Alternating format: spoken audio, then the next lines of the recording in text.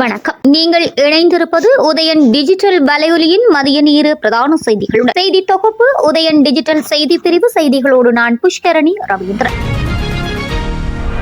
மாவீரர் தினத்தை முன்னிட்டு பிரச்சாரம் செய்து பொதுமக்களுக்கு இடையூறு விளைவித்ததாக தெரிவித்து 3 சந்தேக நபர்களை குற்றப்புலனாய்வு பிரிவினர் கைது செய்துள்ளனர். கைது செய்யப்பட்ட சந்தேக நபர்கள் மருதானி, சுன்னாகம் மற்றும் பத்தேகம பிரதேசங்களைச் சேர்ந்த 28, 35 மற்றும் 45 வயதுடையவர்கள் என போலீசார் தெரிவித்தனர். இது தொடர்பில் போலீஸ் ஊடகப் பிரிவு வெளியிட்டுள்ள அறிக்கையில் தெரிவிக்கப்பட்டுள்ளதாவது: நாட்டில் தடை செய்யப்பட்ட அமைப்பான LTTE அமைப்பின் தலைவர் வேலுப்பிள்ளை பிரபாகரனின் புகைப்படங்கள் மற்றும் காணொளிகளை சந்தேக நபர்கள் Facebook சமூக வலைதள கணக்கின் ஊடாக பகிர்ந்துள்ளனர். கடந்த வருடங்களில் LTTE அமைப்பின் மாவீரர் கொண்டாட்டத்தின் போது எடுக்கப்பட்ட பழைய காணொளிகளை இந்த வருடத்தின் கொண்டாட்டங்கள் என கூறி முகநூல் சமூக வலைதளத்தில் பரப்பியதாக குற்றம் சுமத்தப்பட்டுள்ளது. சம்பவம் தொடர்பில் குற்ற புலனாய்வு திணைக்களம் மற்றும் பயங்கரவாத புலனாய்வு பிரிவினர் மேலதிக விசாரணைகளை மேற்கொண்டு வருகின்றனர்.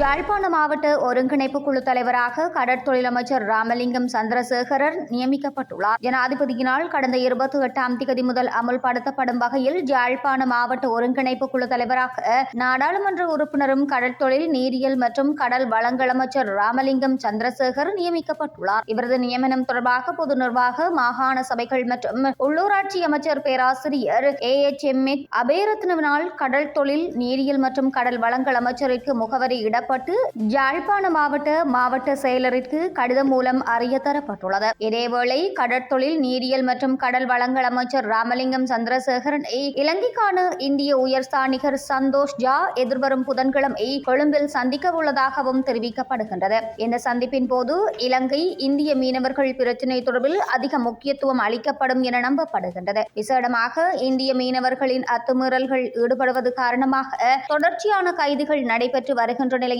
அமைச்சர் சந்திரசேகரும் அத்துமீறி இந்திய மீனவர்கள் சம்பந்தமான நெகிழ்ச்சி தன்மையை காண்பிக்க முடியாது என்று அறிவித்துள்ளார். அத்துடன் ஆட்சி பொறுப்பினை ஏற்றுக்கொண்டுள்ள ஜனாதிபதி அனுரகுமார திசநாயக்க தலைமையிலான அரசாங்கமும் அத்துமீறும் இந்திய மீனவர்களை கைது செய்யுமாறும், தடை செய்யப்பட்ட மீன்பிடி உபகரணங்களை பயன்படுத்துகின்ற போது அவற்றை கைப்பற்றுமாறும் கடற்படைக்கு கடுமையான உத்தரவினை பிறப்பித்துள்ளது. இவ்வாறான பின்னணியிலேயே இந்திய உயர்ஸ்தானிகர் சந்தோஷ் ஜா அமைச்சர் சந்திரசேகரனை சந்திக்கின்றார். இதே நேரம் கடற்தொழில் மற்றும் கடல்சார் ஆய்வுகள் குறித்தும் இந்தியாவுடன் கூட்டு செயற்பாடுகளில் பங்கேற்பது தொடர்பாகவும் ஆராயப்படலாம் என்றும் எதிர்பார்க்கப்படுகின்றது. அமைச்சர் சந்திரசேகர் பதவியை ஏற்றுக்கொண்டதன் பின்னர் இந்திய உயர்ஸ்தானிகர் சந்தோஷ் ஜா அவரை சந்திக்கும் முதலாவது சந்தர்ப்பம் இதுவாகும் என்பதும் குறிப்பிடத்தக்கது. வடக்கு கிழக்கில் உயிரிழந்த தமது உறவுகளை நினைவேந்தும் நிகழ்வுகளை முன்னெடுத்தமையால் தேசிய பாதுகாப்பிற்கு எவ்விதமான அச்சுறுத்தல்களும் ஏற்படவில்லை என பாதுகாப்பு செயலாளர் ஓய்வு பெற்ற விமானப்படையின் air vice marshal HS Thuyyakontha தெரிவித்துள்ளார். பயங்கரவாதத்தினை முன்னிலைப்படுத்தி ஆதரிக்கும் வகையில் செயற்பட்டவர்கள், இனவாத அடிப்படையில் அந்த நிகழ்வினை வெளிப்படுத்த விளைந்தவர்கள் அடையாளம் காணப்பட்டுள்ள நிலையில் உரிய சட்டங்களின் அடிப்படையில் கைதுகள் முன்னெடுக்கப்படுகின்றன என்றும் அவர் குறிப்பிட்டுள்ளார். அவர் மேலும் தெரிவிக்கையில், இலங்கையில் போரின் போதும் அசாதாரண சூழல்களின் போதும் உயிரிழந்தவர்களை நினைவு கூற முடியும். அதற்கு நாங்கள் தடைகளை ஏற்படுத்த போவது இல்லை என்பதை முன்கூட்டியே அறிவித்திருந்தோம். அந்த வகையில் வடக்கு கிழக்கு மக்கள் அமைதியான முறையில் தமது அன்பிற்குரியவர்களை நினைவேந்தினார்கள். ஆனால் தென்னிலங்கையில் அந்த விடயங்களை அரசியல் சுய லாபத்திற்காக சிலர் பயன்படுத்த முனைகின்றனர் என்பதை அவதானிக்க கூடியதாக இருக்கிறது. உண்மையில் அவர்கள் மக்களால் நிராகரிக்கப்பட்டவர்கள். தமது அரசியல் மீள்பிரவேசத்திற்காக வழக்கம் போலவே இனவாத திணிக்க பார்க்கிறார்கள். ஆனால் அவர்களின் நோக்கங்களை மக்கள் அறிவார்கள். அனுரகுமார தலைமையிலான அரசாங்கத்திற்கு வடக்கு கிழக்கு மக்கள் வாக்களித்துள்ளார்கள்.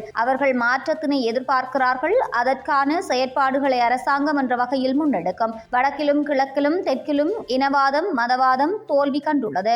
மீண்டும் அதற்கு இடமளிப்பதன் ஊடாக நாட்டிற்கு எதிர்மறையான நிலைமைகளே ஏற்படும். தற்போதைய நிலையில் தேசிய பாதுகாப்பு உயர்ந்த நிலையில் உள்ளது. அதற்கு குந்தகம் விளைவிக்கும் எந்தவிதமான நடவடிக்கைகளும் முன்னெடுக்கப்பட அதேபோன்று வடக்கிலும் கிழக்கிலும் பயங்கரவாதத்தினை ஆதரித்து அதனை முன்னிலைப்படுத்துபவர்கள் சம்பந்தமாகவும் நாம் தீவிரமான கவனம் செலுத்தியிருந்தோம். அது தொடர்பில் தற்போது நடவடிக்கைகள் முன்னெடுக்கப்பட்டுள்ளன என்றார்.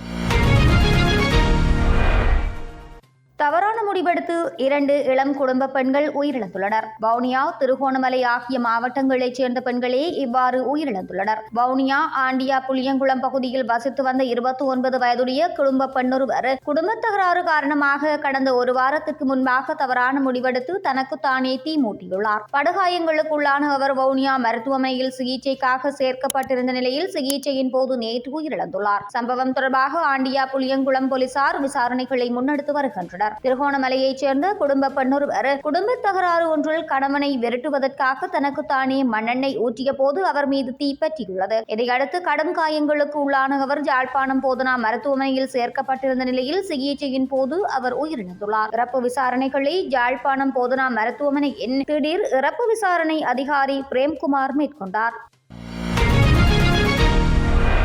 வங்கக்கடலில் உருவான பெங்கல் புயல் நேற்று நள்ளிரவு புதுச்சேரி அருகே கரையை கடந்துள்ளது. இதன் காரணமாக புதுவை, கடலூர், கள்ளக்குறிச்சி, விழுப்புரம் உள்ளிட்ட பகுதிகளில் சூறைக்காற்றுடன் கனமழை தொடரும் என சென்னை வானிலை மையம் தெரிவித்துள்ளது. வங்கக்கடலில் மையம் கொண்டிருந்த பெங்கல் புயல் மகாபலிபுரம், புதுச்சேரி அருகே கரையை கடந்துள்ளது. இதனையடுத்து புதுச்சேரி கடலோர பகுதிகளில் 70 முதல் 80 கிலோமீட்டர் வேகத்தில் பலத்த காற்று வீசி வருகின்றது. அத்துடன் கடலூர், விழுப்புரம், கள்ளக்குறிச்சி, புதுச்சேரி உள்ளிட்ட மாவட்டங்களில் மிதமானது முதல் கனமழை பெய்யக்கூடும் என்றும் சென்னை, செங்கல்பட்டு, காஞ்சிபுரம், திருவள்ளூர், வேலூர், ராணிப்பேட்டை, திருப்பத்தூர், கிருஷ்ணகிரி, திருப்பூர், நாமக்கல், சேலம், மயிலாடுதுறை, திருவாரூர், தஞ்சாவூர், திருச்சி உள்ளிட்ட மாவட்டங்களில் லேசானது முதல் மிதமான மழை பெய்யக்கூடும் என்றும் சென்னை வானிலை மையம் தெரிவித்துள்ளது. இதேவேளை சென்னை, திருவள்ளூர், காஞ்சிபுரம், செங்கல்பட்டு உள்ளிட்ட மாவட்டங்களில் கடந்த வெள்ளிக்கிழமை முதல் பலத்த சூறாவளி காற்றுடன் கனமழை பெய்து வருகிறது. சென்னை மற்றும் புறநகர் பகுதிகளில் கடந்த 2 நாட்களாக பெய்து வரும் கனமழை காரணமாக மாநகரில்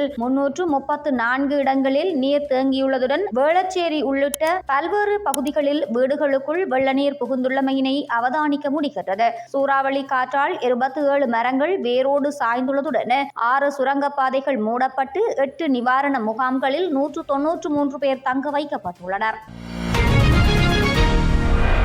அமெரிக்காவை அழிக்க கடுமையாக போராடிய இடதுசாரி பைத்தியங்களுக்கு நன்றி என்று அமெரிக்க ஜனாதிபதியாக பதவியேற்க இருக்கும் டொனால்ட் ட்ரம்ப் தனது சமூக வலைதள பக்கத்தில் கூறியிருப்பது பரபரப்பை ஏற்படுத்தியுள்ளது. இதுகுறித்து அவர் மேலும் தெரிவித்துள்ளதாவது: அமெரிக்காவை அழிக்க இடதுசாரி பைத்தியக்காரர்கள் கடுமையாக உழைத்தனர். அவர்களுக்கு இருந்து நன்றிகள். நீங்கள் பரிதாபமாக தோல்வி அடைந்து விட்டீர்கள். எப்போதும் நீங்கள் தோல்வியை மட்டுமே அடைவீர்கள். அவர்களின் கருத்துக்கள் மற்றும் கொள்கைகள் மிகவும் மோசமாக இருந்ததால் அமெரிக்காவை மீண்டும் வளர்ச்சி பாதைக்கு கொண்டு செல்ல மக்கள் எனக்கு வாய்ப்பு கொடுத்துள்ளனர். கவலைப்பட வேண்டாம். அமெரிக்கா விரைவில் மதிக்கப்படும் ஒரு நாடாக மாறும். நியாயமாகவும் வலுவானதாகவும் மாறும். நீங்கள் அமெரிக்கர்களாக இருப்பதை நினைத்து பெருமைப்படுவீர்கள் என்று கூறியுள்ளார். இந்த நிலையில் 2025 ஆண்டு ஜனவரி 20 அமெரிக்க ஜனாதிபதியாக டொனால்ட் ட்ரம்ப் பதவியேற்க இருப்பதாக தகவல்கள் வெளியாகியுள்ளமை குறிப்பிடத்தக்கது.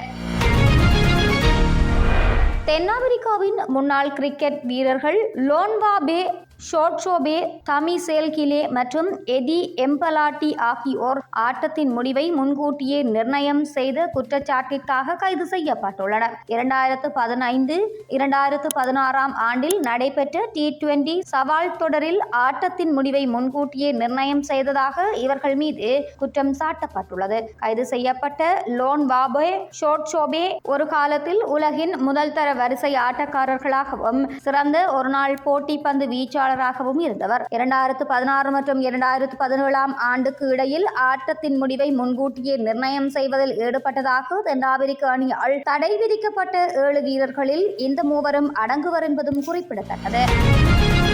இத்துடன் உதயன் டிஜிட்டல் வலையொலியின் மதிய நேர பிரதான செய்திகள் நிறைவடைகின்றன. உடனுக்குடன் செய்திகளை அறிந்து கொள்ள எமது உதயன் டிஜிட்டல் வலையொலி பக்கத்தினை பின்தொடருங்கள். வணக்கம்.